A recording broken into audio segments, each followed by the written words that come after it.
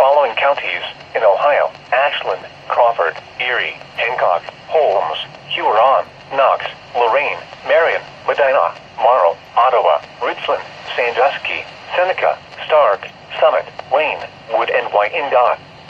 Wind advisory remains in effect until 6 p.m. Eastern Daylight Time this evening. Winds, southwest 15 to 25 miles per hour with gusts of 45 to 50 miles per hour. Timing, through late this afternoon.